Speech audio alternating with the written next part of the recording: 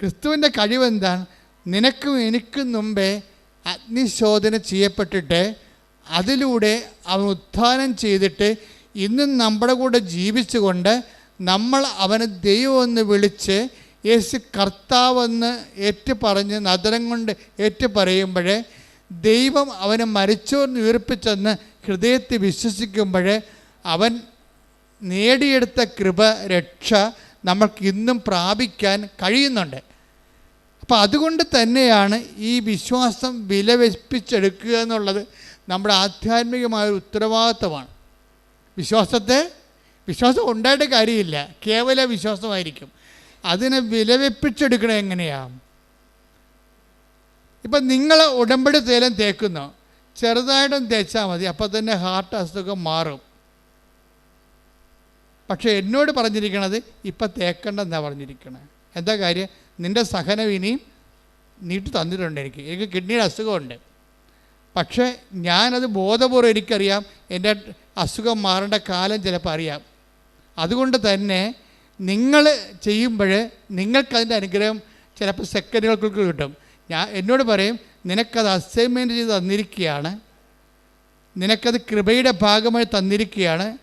നീ കൈ ഉയർത്തുമ്പോൾ നിൻ്റെ ജനത്തിൻ്റെ മേൽ ഞാൻ അലിവ് തോന്നണമെന്നുണ്ടെങ്കിൽ നീ എൻ്റെ പീഡാസഹനം പങ്കെടുത്തതിൻ്റെ ക്രെഡിബിലിറ്റി നിൻ്റെ കയ്യിൽ ഉണ്ടാകണം. അതുകൊണ്ട് നിൻ്റെ സഹനങ്ങൾ ഇപ്പോഴൊക്കെ ഞാൻ മാറ്റത്തില്ല. കാര്യം സഹനമാണ് ബലമെന്ന് പറയണത്, ക്രിസ്തുവിൻ്റെ ബലം. നമുക്കറിയാം കുഞ്ഞുങ്ങൾക്ക് എന്താ ബലം? കുഞ്ഞുങ്ങൾക്ക് ബലം കരച്ചിലാണ് ബലം. പക്ഷികൾക്ക് എന്താ ബലം? ആകാശമാണ് ബലം.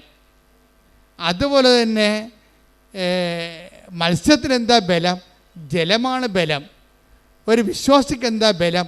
സഹനമാണ് ബലം. ഞങ്ങളുടെ ബലങ്ങൾ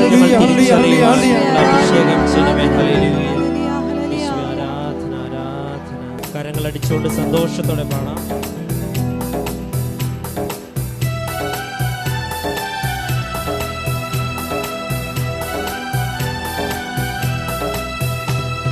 കഷ്ടങ്ങൾ സാരമല്ല,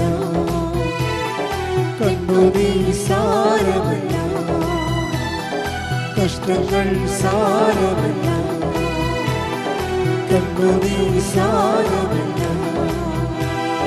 നിത്യതേജസിംഹനമോർത്തിടുമ്പോൾ ഞൊടി നേരത്തേക്കുള്ള കഷ്ടങ്ങൾ സാരമല്ല, കണ്ണുനീർ സാരമല്ല, നിത്യതേജസിംഹനമോർത്തിടുമ്പോൾ ഞൊടി നേരത്തേക്കുള്ള കഷ്ടങ്ങൾ സാരമില്ല. സന്തോഷത്തോടെ സ്വരത്തിൽ പാടുക, കൈയടിച്ചോണ്ട്. കണ്ണുനീർ സാരമില്ല, നിത്യതേജസിംഹനമോർത്തി